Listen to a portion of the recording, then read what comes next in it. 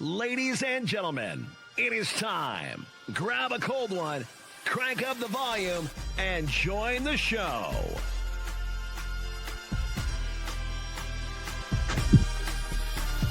Welcome to NBNR Live.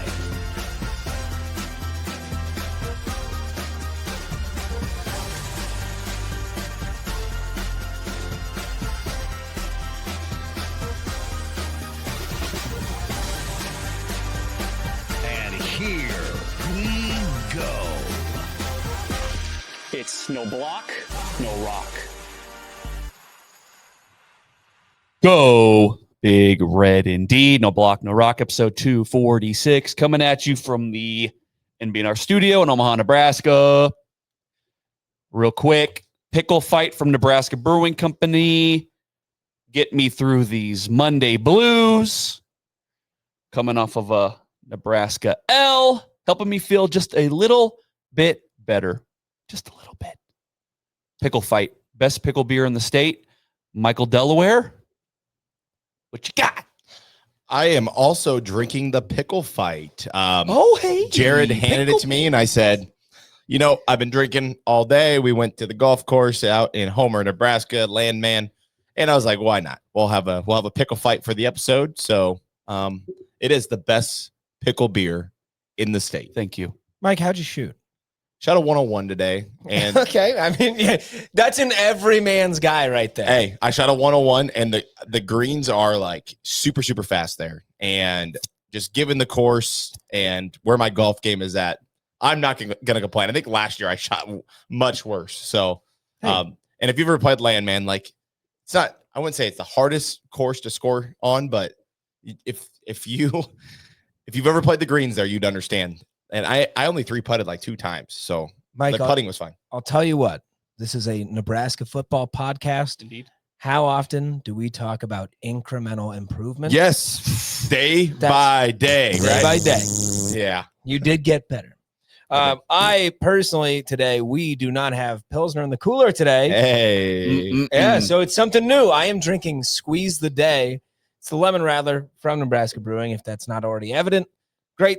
The weather's not super hot today. It's a little warmer. First day of fall, Yeah, officially. but still good. Weather's warm enough that a lemon rattler still makes sense.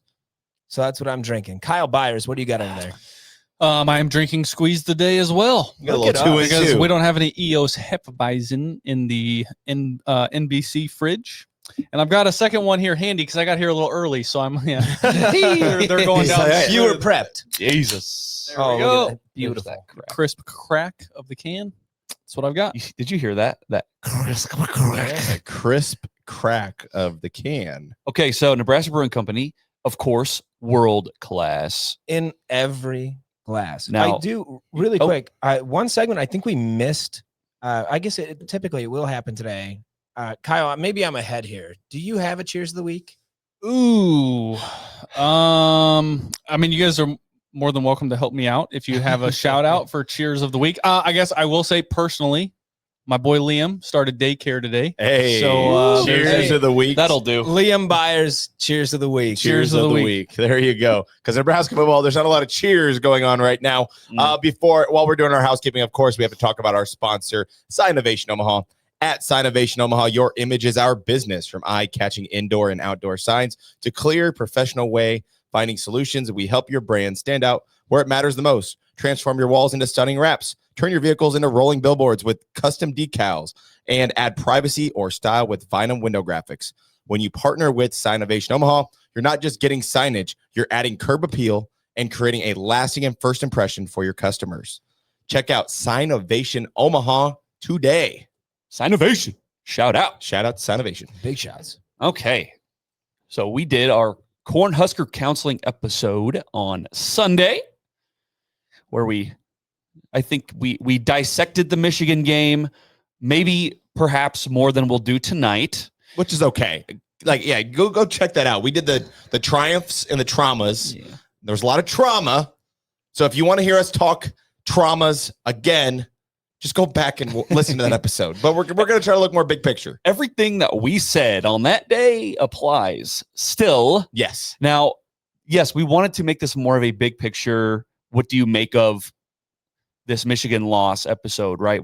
But it's going to be tough because we're going to keep hearkening back to what happened and what we saw.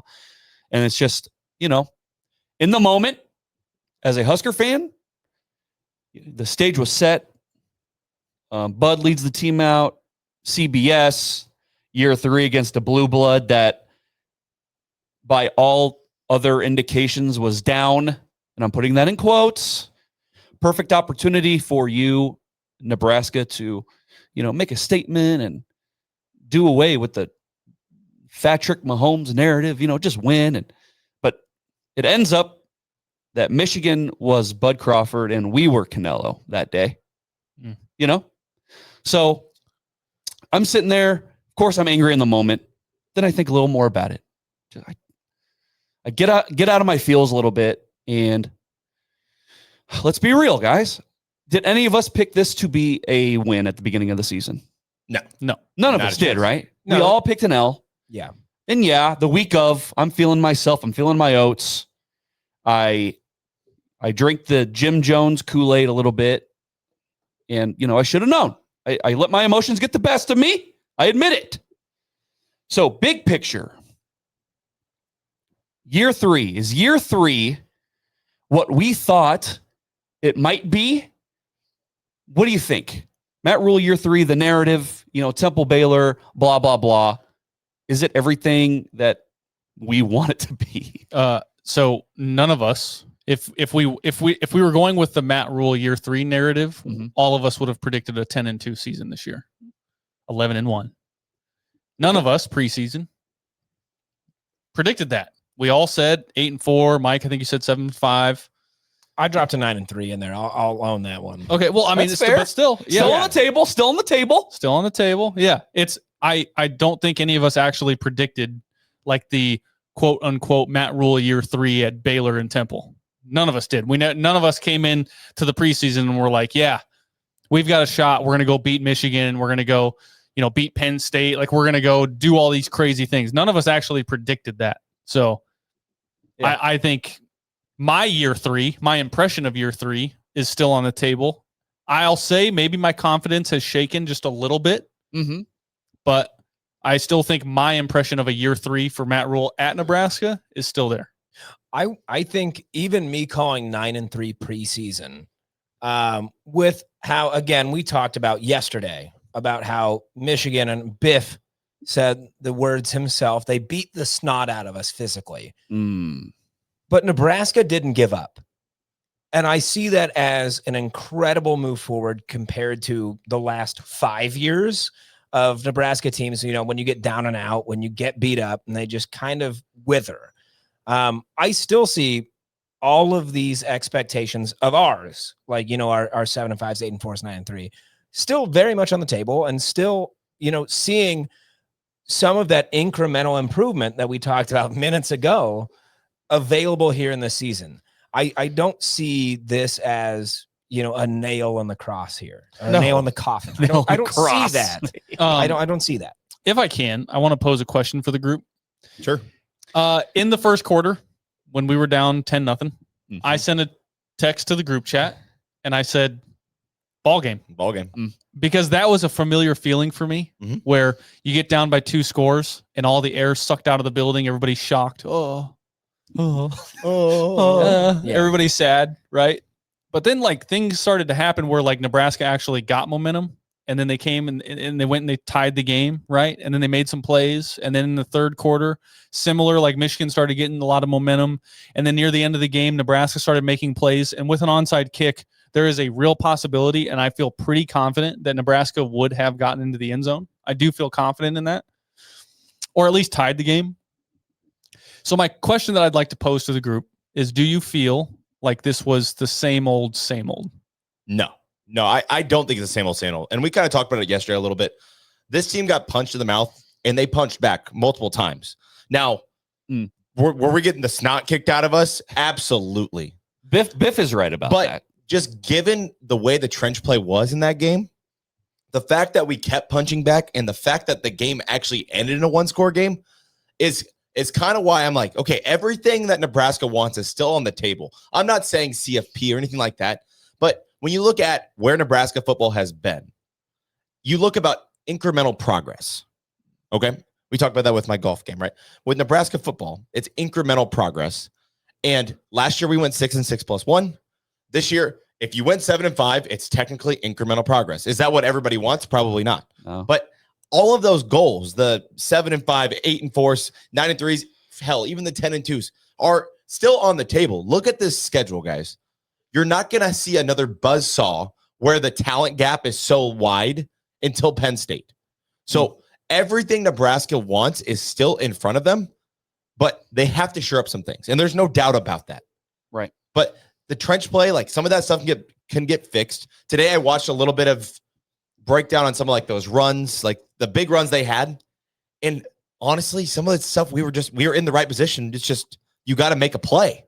And and I'm not saying that you because they didn't make the play, whatever, you know, but I know. But like that, those are fixable things. So if it's just coming down to just making a play, this team actually was top in the nation and the least amount of missed tackles too going into that game. So they know how to tackle. They just took really bad angles against Michigan, where I think other teams aren't going to have that problem. You know, it might have come down to, you talked about like the bad angles, is like it might have come down to you just played two cupcakes that don't have the speed that Michigan has. Yeah, so you've had basically 2 games that were practice. You're getting a ton of reps and you're chasing down dudes that are not blowing past you in the second level. Yeah. So yeah, you take these weird angles because you're like, yeah, he's not that fast, and all of a sudden he's blowing by you, and you're like, wait, he is that fast. I don't know. Yeah. Kyle, my answer to your question is no, I don't think it's same old, same old. I mean, how many times, as we were texting back and forth, I know these two were actually at the game. How many times did I say, lot of game? One of them had a question mark on it. I don't remember exactly. I think that was after that big rushing touchdown for like 60 immediately yards. after. Yeah, that one. In the middle of it. But for most of them, I think I sent it 5 times. For most of them, I didn't feel like I was lying to myself about there being a lot of game left and that I thought this team still had fight in it. And that is the first time in a long time that I didn't feel like it was just pure lying. Like, no, we could maybe do it. Yeah. I felt like that team could do it. So I don't know what it is about it. I think there is a lot of talent on that offense. Defense still has a little bit to work out. But no, I don't think it's the same old, same old. Where I'm at is, like, I hear Biff say they were beating the snot out of us. And even though it was tight at halftime, didn't really matter, because just if you in the basic just blocking and tackling, the laws fundamentals, of football. fundamentals of football, like Michigan was better than Nebraska, clearly. And like when I hear Biff say that quote, like I'm sitting there as a Nebraska fan. It's year 3 of Matt Rule, and I remember the things that he has said in the past about wanting to establish the run. And I get it. You get a 5-star quarterback, and that changes kind of what you might want to do on offense. Okay. But when I hear an opposing coach say that about you, and it's year 3, beating the snot out of you, it's just like Michigan didn't really have any respect for you. Like I'm at a point where, let's say you don't beat Michigan. How about you make them feel it? How about you make them respect you? And I just didn't get the feeling, maybe them doing the corn cob thing kind of cuts deep. Them doing the humping on the sidelines kind of cuts deep. But like, at least make them fucking feel you, man. I mean, it's pretty polar opposite to the message at halftime against Akron. Was like, I want you to know that I did this to you. Right. It was a pretty strong message. Yeah. And then you hear Biff say that, and it's like, yeah. And yeah, it was close. You look at the box score, it's close. Yeah. But it's year 3, and it's like, I want the other team to feel you and not say that they beat the snot out of you. It is the word that I keep saying in my head is demoralizing, especially that fourth quarter. They go on that drive and they just convert. That was annoying. Demoralizing. And yeah, you go back to the three big run plays, we'll just say, because it's easy to say that. Yes. Yeah, make a play. Like, we say that in every big game, dude. Like, they got out-coached, though, on those 3 run plays, especially the Bryce Hunter one. They got out-coached. They got out-schemed. They saw something, right, and they out-schemed us. They made us look like fools. But, like, I just want to keep going back to the big picture thing instead of the particular Michigan game. I want other teams to feel us, and I'm just not sure that other teams are going to feel us like that, because I don't think our O-line is as good as we thought. Our D-line is as bad as we kind of thought. Like, yes, not every team that we play going forward is going to be as good as Michigan, obviously. Jyshawn Barham, he can't hurt you anymore, guys. he can't hurt you anymore. He can't hurt you. PTSD, yes, I get it. PTSD. But you're not going to see that level of talent. But I also don't have enough faith that we are going to make future opponents feel us like that. I don't think anyone's like scared of us.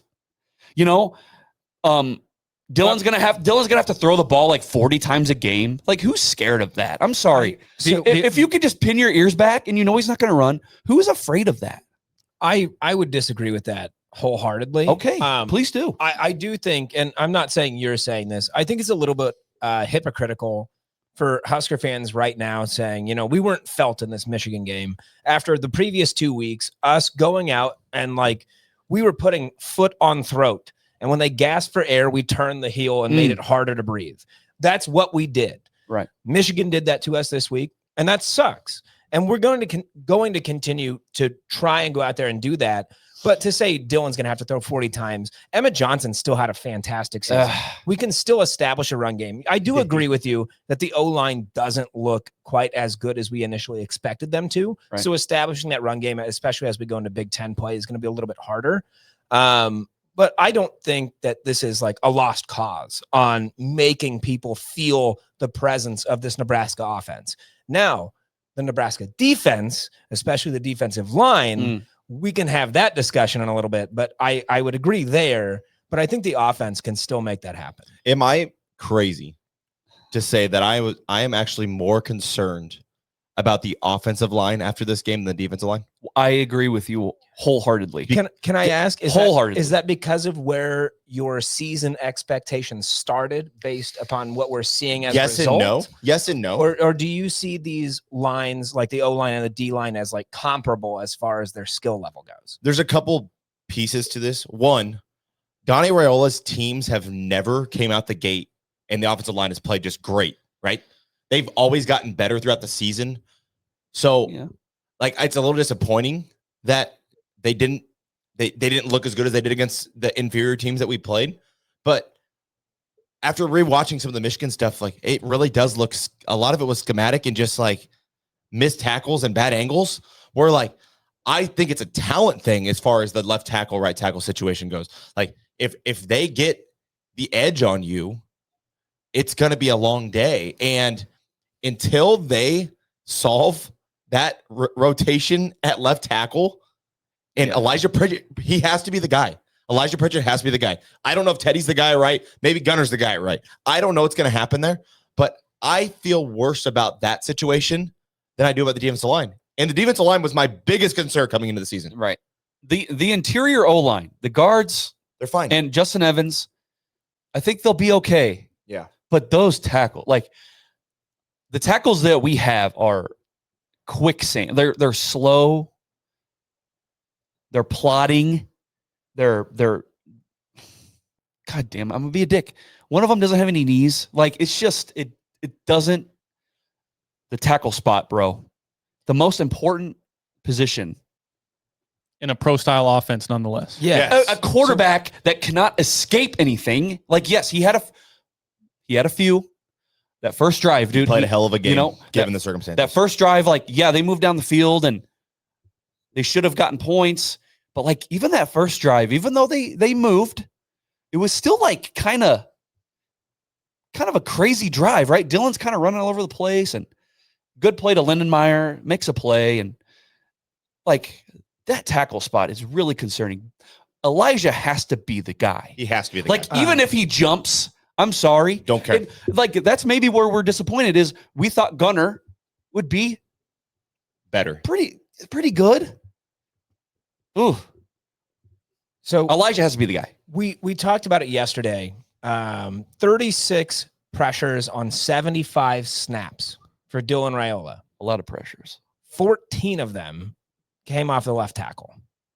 Yeah. 14. Just straight bull rushing you. Just No, anything they hey, wanted. you know what? Going into the game, God damn it, now we're getting into the specifics about Michigan.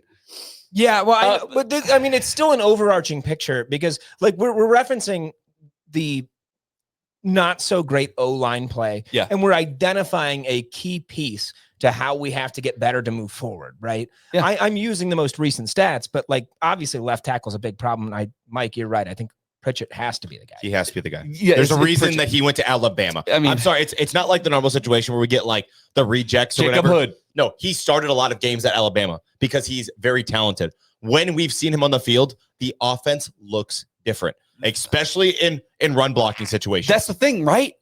In run blocking, Elijah Pritchett is the best. Is our best lineman. Yes. Period. By far. Here's the thing. You're going to run Emmett 30 times a game? No. But the run game can open up the pass game. Sure. Like, you have to have an identity running the ball. And I'm sorry, even if Gunner and Elijah are almost a wash at pass pro, which I don't believe at all. I think Elijah still has better feet than Gunner. Just the opportunity to run the ball better on the left side of the offensive line is automatically an easy win to get this offense just to make them guess a little bit more. The defense isn't guessing. They know that, dude, they can pin their ears back. They're not running the ball. You know what sucks? Going into the game, I'm talking about Wink Martindale and how he used to be the Ravens D coordinator, and he's like the blitzing king, right? They didn't have to do nothing fancy. They did blitz a lot. They did. I recall a lot of just straight 4-man. They did give even us a 3-man, just getting pressure that way. They did, but they did bring pressure a lot. Okay, which is ultimately was my game plan heading into that game. We talked about it in the pregame show that we did with Bauer Underground. Right. Shout out. I said, like, real early on, you just have to get in Bryce Underwood's face real early on. You just have to set the pressure. You've got the crowd on your side. You are getting in the backfield and you're just making him make some quick decisions. And that script was totally flipped. Yes. Like Nebraska did not, and Michigan did. And then it was like that all game. And even with that, Dylan Raiola still threw for over 300 yards, which is insane, and 3 touchdowns. Okay. Like, crazy. Dylan had to do a lot. He had to do a lot, man. You had to do everything. Okay, so the O-line, there's talk about Donnie. That's stupid. I'm not going to say his job's in jeopardy. It's not at but all. I think it's just kind of funny. Like, he's untouchable. You understand that, right? I'm picturing Dylan going up to Matt Rule and saying, if you don't fire my uncle, I'm going to leave. The Raiola family, we've said this before. The Raiola family is the second most powerful family in the state of Nebraska. The Peds in the and Raiolas by far. The Pillins are third. There's a question in here, and this is an interesting one that we've not talked about. Okay. And that is the Isaiah Hunter touchdown that was called back because he was out of bounds. Okay. Derek is in the chat. He says, do you guys think all red end zones screwed us on the touchdown? No. And listen. There is a perfectly reasonable explanation. Had he ran past the white and was standing in the red, we saw that guy from Purdue do it like last year or 2 years ago. Yeah, a few years ago. He's like, he thinks he's standing in the end zone, But he's not.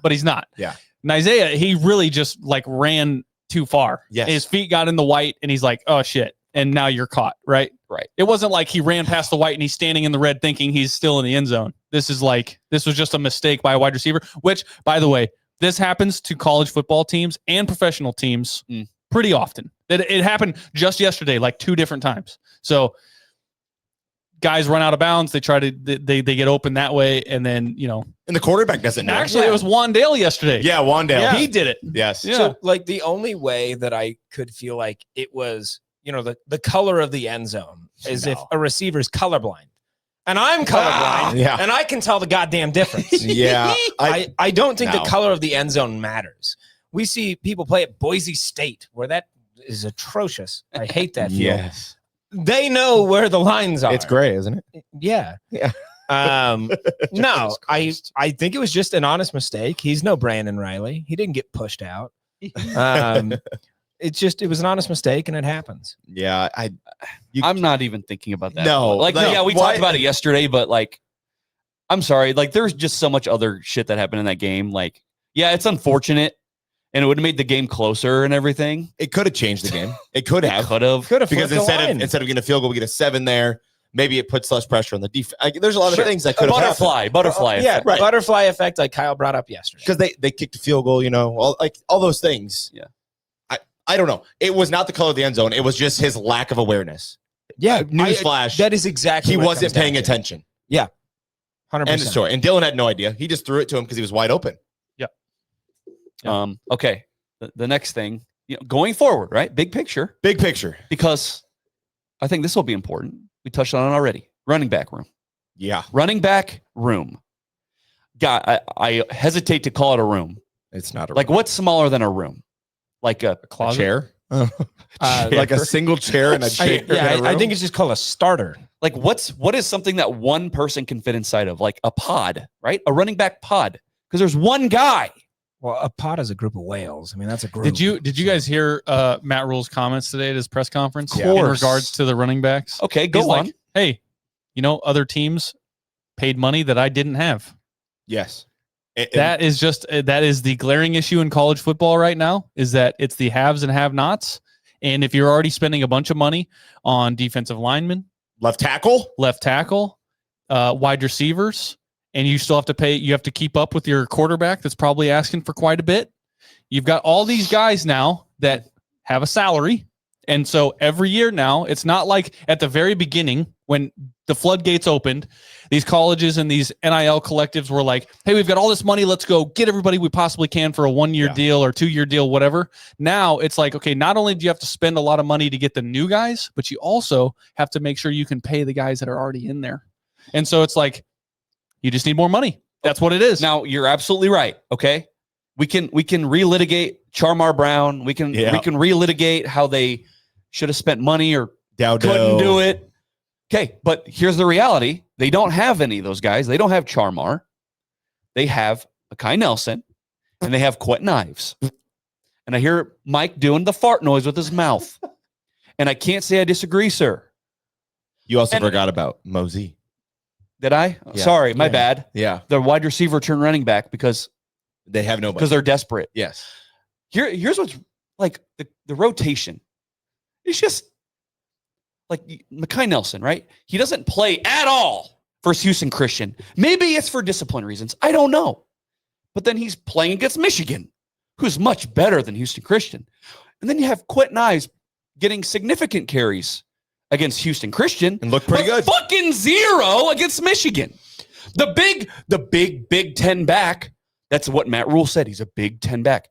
You play a Big Ten game and he doesn't get a carry? Not a snap. What do we do? Can I ask you? Please, God, what? The Houston Christian versus Michigan thing, Mekhi versus Mosey, And Quentin.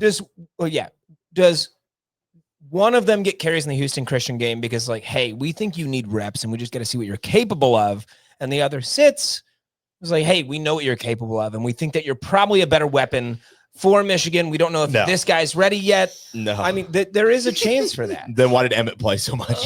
I mean, that's also fair. What did I'm Emmett just saying. have in the Houston Christian game? Like 19 carries? I think it was 14. 14? But yeah, 14. enough, right? That would be the game. Like, okay, if you're gonna do that, I mean, you yeah, sit your that's- starter, right? Yeah. But I mean, you want to get yourself out to a healthy lead against a team like Houston Christian because, Right. dear God, if you get upset by Houston Christian, I mean, Matt Rule has a whole lot to answer for. So using Emmett, heavily early on and then kind of weaning it into some guys that maybe let's get you some reps because They didn't need Emmett. in the bigger games, we don't know. We don't know what we would do without you. Connor, you want big picture? Like big, huge, Yeah. huge, the biggest picture I've ever seen. The rest of Rule's tenure is what I'm talking about. However long that's going to last. Big picture. Anytime he talks about running backs, I'm tuning his ass out I agree. because either he doesn't know what he's talking about or he's lying to us. Either way. Oh, is Mekhi Nelson a starting running back on any other team? Maybe Houston Christian or Monmouth or, you know what I'm, Dude, Who's he wouldn't Quentin- start at Akron. who's Quentin Ives starting for? Maybe UConn? Okay, so That's fine. Listen, whatever. They're not good enough, and it's gonna suck because you even saw at the end of the Michigan game, even the Michigan game, Emmett was not the same. And yes, the O-line sucked, but Emmett also didn't really look the same either. And so imagine a month from now. I think that there is a correlation there with what you just said. So you said against Michigan, it doesn't look the same. But against Houston Christian in Akron, when the offensive line is dominating those defensive linemen, sure, it's running all over the place. Corby says no holes to run. Michigan could have a peewee halfback and average 8 yards a carry. I mean, that offensive line, they looked like pros out there compared to our defensive line. Sure. So sure, they're averaging 8 yards, 9 yards a carry. So I don't know, man. I think Divino Zigbo is a good example. Sure. Like, wasn't hardly anything for a couple of years, and then his senior year, he just breaks off and he's 1,000-yard back. Like, it's just crazy, right? But I think there's more of a correlation to the offensive line than what we're giving credit for. Because realistically, one of those running backs that we've already mentioned probably would be pretty decent on Michigan right now. They probably would be. If they were to throw Mekhi Nelson in the backfield for Michigan, I would imagine he probably would average some pretty good yardage. I don't know. I don't think Michigan recruits Mekhi to begin with. No, they would never even. But that's not my point. That's not the point. I hear. It's the fact that I hear O-line could open up a hole that anybody could run Yeah, through. I know. We know the point. I'm just. Big picture. Big You want to picture. talk big picture? I want you, and you know what? I haven't looked in a few years, but I want you to look at Mekhi Nelson's offer list. It's not good. Like, I'm sorry. He's just, the room isn't good enough. And here's a hot take. You want a hot take? I was right about Marcus when I said this. Unless Emmett runs for 1,000 or very close, I think Barthel is gonzo. He just got an extension. I think Barthel is gonzo. You guys. I'm sorry. I'm sorry. You want big picture? I know. I'm having a hard time understanding this. Okay. I'm having a hard time understanding You're this. blaming the I'm with O-line you, to Kyle. sucking. I'm with you. Yes. Sure. I'm having a hard time understanding how Emmett Johnson right now is second in the Big Ten for rushing yards. He's second in the Big Ten right now. And that's because Why? we've played against two cupcake teams. So if he can do that against two cupcake teams where his offensive line is dominating the defensive line, that is why. Like, if he performs well when his offensive line is performing well, and then he performs badly when his offensive line is performing badly, I think there's a correlation When you there. play Big Ten teams, you mean? Yes, Like, because yeah, he can't run. Yeah, guess He's what saying- conference you play in? What conference do we play in? Exactly. I'm saying the offensive line is to blame. That's what I'm saying. Yes, Yeah, they are. Yes. But somebody has to be the fall guy. And Justice Haynes, that dude was he played at Alabama last year, right? Like, the guy was a 4-star recruit, one of the best running back recruits in the country. Sure. So, yeah, he looked like that, but he was going to look like that regardless of where he went. Not if he played for Nebraska. Hey, let's just say the running game kind of looks like it did against Michigan the rest of the year. Not great, right? Let's just say that. Someone is gonna have to take a fall for that. It won't be I'm Donnie. sorry, It won't be Donnie. It won't be Donnie. It won't be Donnie. Okay. I'm not asking for a job. I'm just asking. Somebody's got to take the blame, and it was the O-line. That's it. You guys are asking who takes the blame? The It's O-line the does. offensive line It and does. Donnie Raiola. It does. Okay, I guess. No, Yeah. I think Emmett will be fine this year. I do. But we're talking about depth. We're talking about big picture. And Hey. the guys behind Emmett are not highly recruited guys. You want to fix it? Right. This is big picture. Next year, what we have Dylan valued at $3 million a year. Is that what I saw? I don't know. Sure. Probably. Nobody actually knows the real numbers. Yeah. I mean, that's the estimate I saw. You want to fix it? Dylan, take a pay cut. Ooh. Yeah, right. Fund that fucking running back room. Hey. You want to fix that running back room? Let's get some more money in there. Let's go pay for these guys. I mean, that's what we're all talking about, right? Like Matt Rule said, they had money that I don't. Right. Let's get some more money in that room.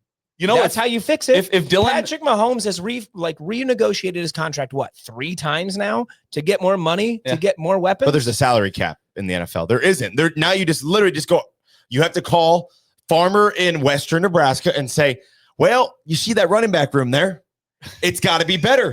And you know how we can do that, buddy? You know how Nebraska we can bring back the 90s? You think If you pony up and write us a check for $1 million, that's how we're going to do it. come on, you think Pete's. if some farmer, some whatever, said, I'm going to give Dylan $3 million this year. And It's that Dylan's one like, guy how about paying you for give it. me? No, I understand. Yeah. This is, Hey, Buffett, pay up. but Yes. yeah.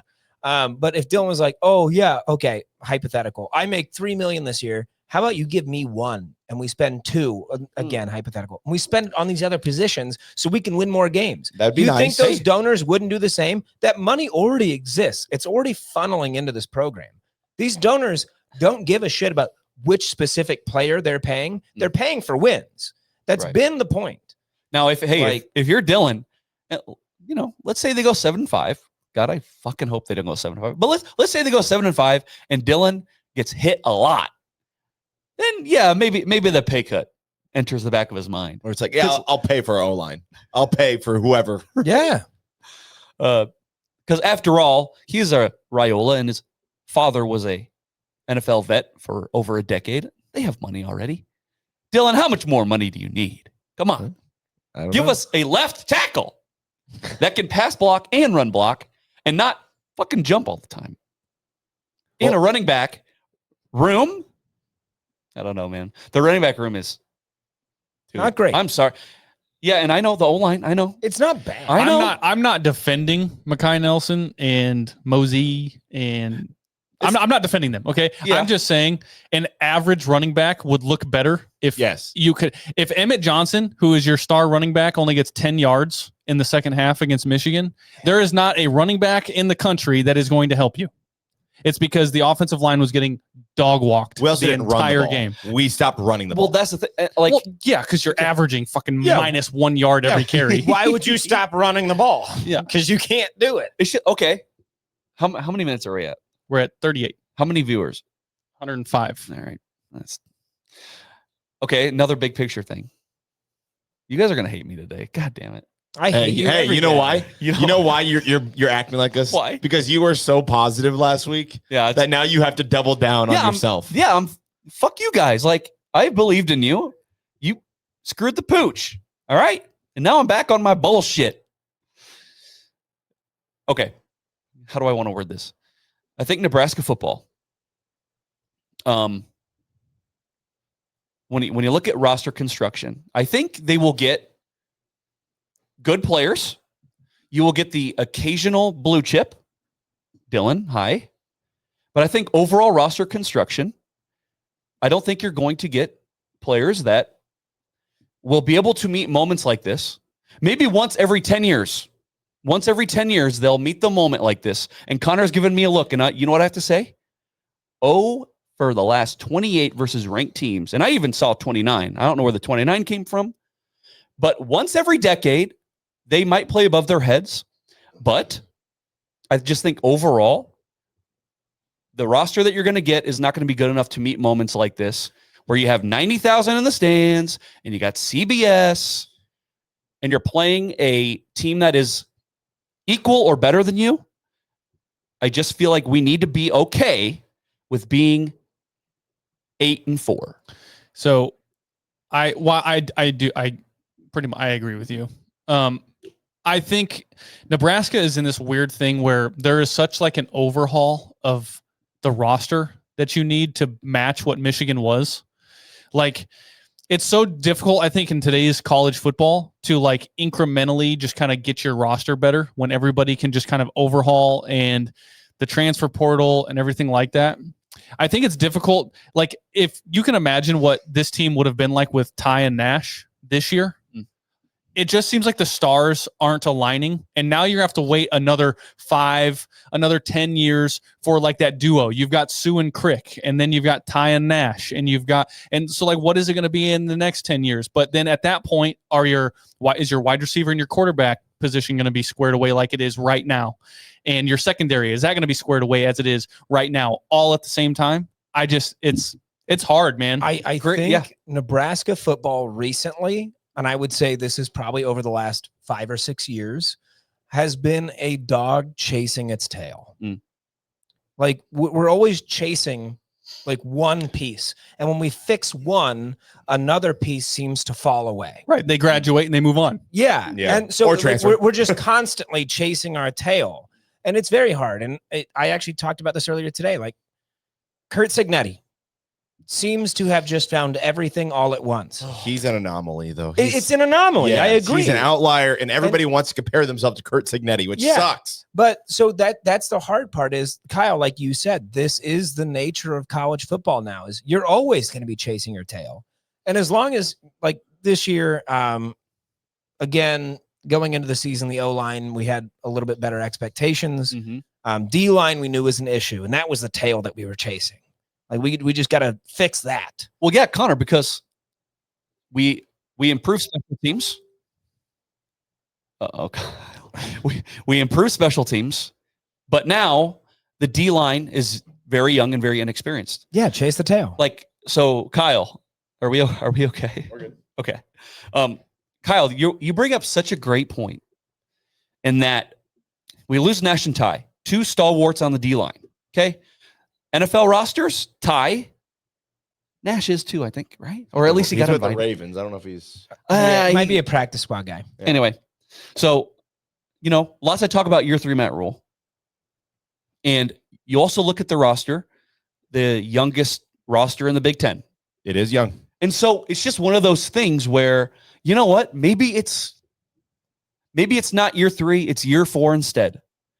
And I think people need to be okay with, let's say we go 8-4, be okay with that. Don't if you're down in the doldrums about losing to Michigan, like I was for a few hours, as you should be for a loss, and it's a statement game and you have a chance to make a statement. But don't be down on the doldrums because they lost this game. 8-4 is still on the table, and so just don't be mad at that. I hate the message that 8-4 is still on the table. I'm not saying we're going kill for that. Yeah, I'm not saying Right. 10-2 is likely. I'm not saying that. But I don't know why we're trying to resign ourselves to the 7-5 or 8-4 rhetoric right now. We still have a lot more to see from this team. This team can improve. We've talked about how this team improves as it goes through the season. We have not had any major injuries, which, for this point in the season, for the last few years, is a little new. I don't want to resign ourselves to talking about a 7-5 or 8-4. We need to see how this team continues to move forward, and we can continue to judge that.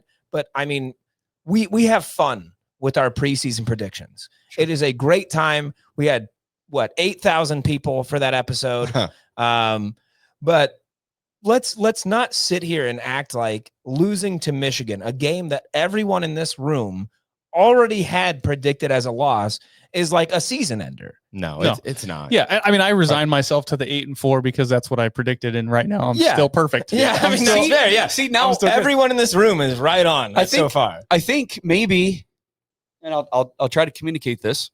You say, resign yourself to 8-4, and I'm saying there's room.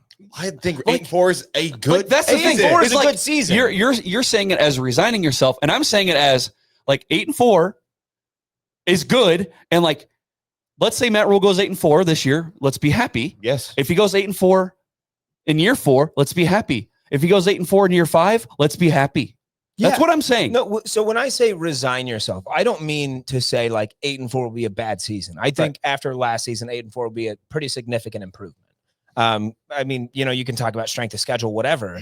I'm saying we have one loss right now. Right. Let's focus on not this week, but the next week. Big picture, boy. Yeah. We're trying to go big picture, though. Let's look at the big picture. We have one loss right now. Yes. We don't need to talk about, 8-4 or 7-5. We need to talk about what's next. That's my big deal. Sparty. Well, bye week and then Sparty. Yeah, bye week, then Sparty. Win the bye week. It's just I'm trying to get the point. If it's year 5 and Matt Rule goes 8-4, don't be calling for his head. You need to be okay with it. Because I just think when you're playing in the Big Ten, you're going to play 3 or 4 really good teams that are just going to have better rosters than you. And the players that you get cannot meet the moment.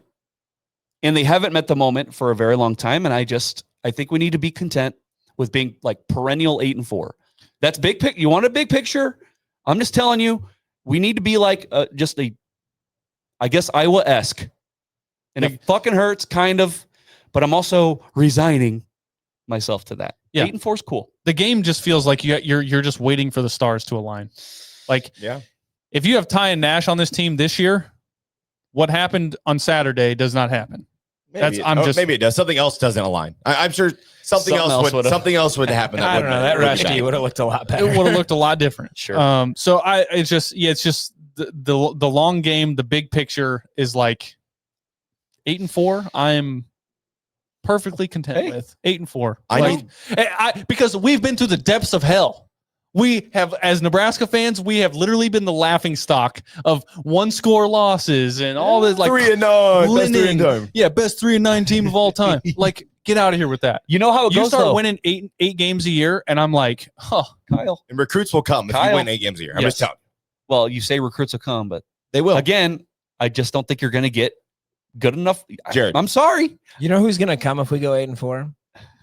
You. Recruits. Oh, you.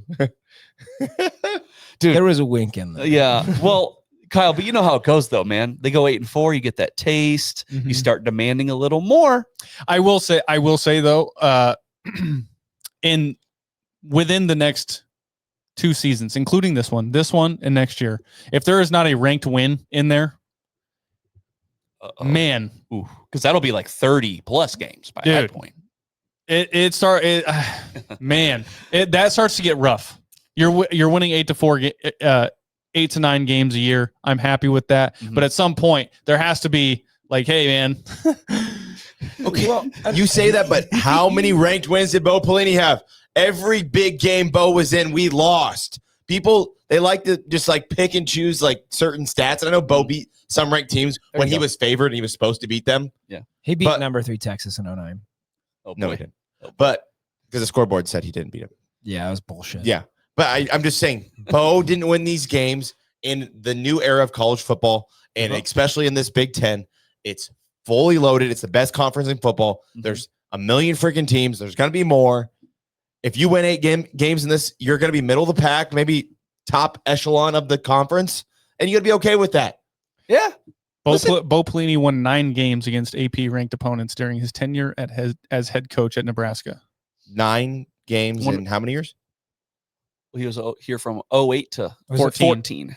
Yeah, it was like So 7 years. So that's at least one More than ranked one a Uh, win year. a year. Yeah. But he's in the Big 12, and it was a different era too.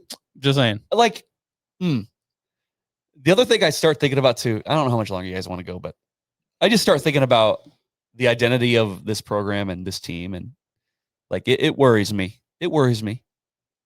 It worries me. Who do you want to be? Do you want to be the team that gets the 5-star quarterback where you have to throw 35 times a game because your offensive line cannot run block to save their lives? Do you want to be the program whose identity is you can't find like a decent running back to just kind of lean on? Like, I don't like that identity. Maybe Emmett's that guy. Maybe he's not. He's not. I'm sorry, he's not. He's fine. He's fine. But he's not the. And look, maybe it's because I'm watching the Ravens and I got my Lamar shirt on.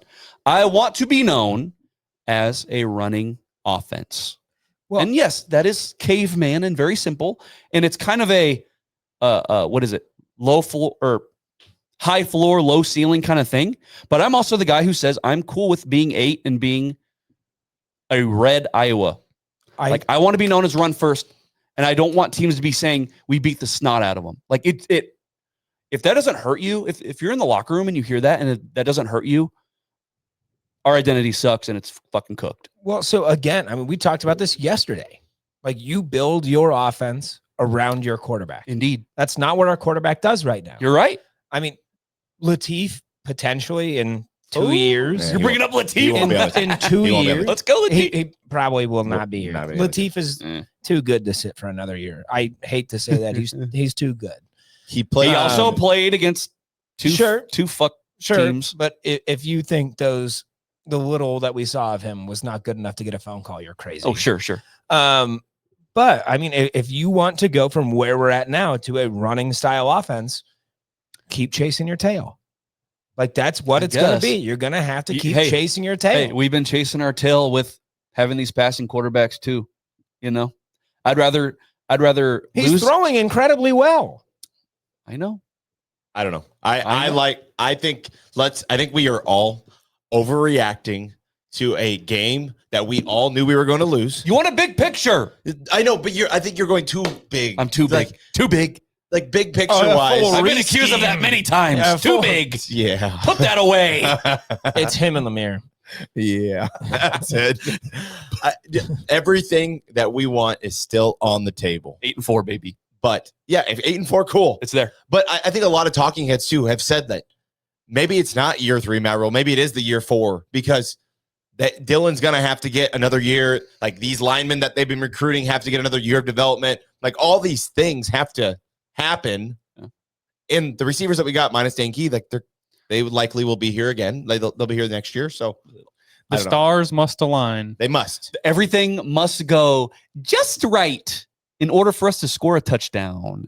Meanwhile, Michigan can hand the ball off and score from 75 yards out because we couldn't do a run fit correctly. Just saying. We got to play mentally weak teams. That's all. Is there a Nebraska on our schedule? A couple. Who would it be? Who would be who's the decent team that just might melt down? Michigan State. Michigan State. Michigan State. Yeah, we'll see. Yeah. Aiden Childs is looking pretty good himself. They score a lot of points. Defense doesn't look that great. But, if they're just going to bull rush with 3 guys, it might work. Am I right?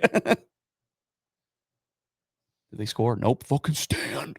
All right. I looked over and I see all of us staring at that goal line. I've got Jahmyr Gibbs. So all of us are looking over at the TV. Anything? We're about getting there with time. I think we're good. We went big picture. Okay. Yeah. It's fine. Back to what I said yesterday, 99% of people said that we were going to lose to Michigan. We lost to Michigan. Yeah.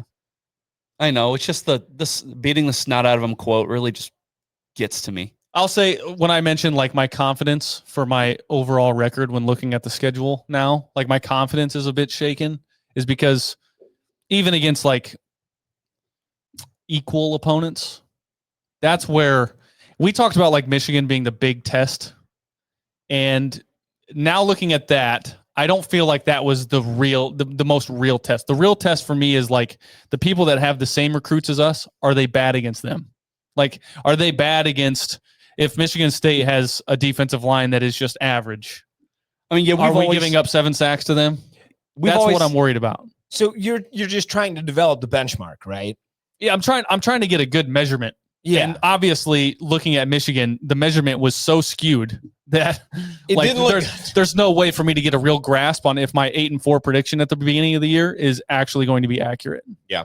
A lot next week. That's for sure. We've always said let's just beat the lower to middle class. Can we beat the lower to middle class? Beat the basketball schools. The people that give more shit about basketball than football. Let's start beating those schools. Stop losing to those schools. We've said it 100 times. Yeah, quit losing to those schools and maybe pull the occasional upset every once in a while. Yeah, Kyle? Yeah. At least we're not Illinois. I'm just saying, Illinois got there. You want to talk about snot?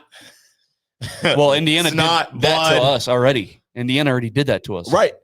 Not this year. But not this year. And the expectations Illinois had? Come on. Yeah, they're top 10. That wasn't even number 9. That wasn't even fair, though. I don't know why the fuck. Preseason rankings are dumb. 9. Preseason rankings are dumb. They're dumb. Mike has been saying this since the womb. Yes. Well, that was his first words when he came out of the fucking reason you're dumb.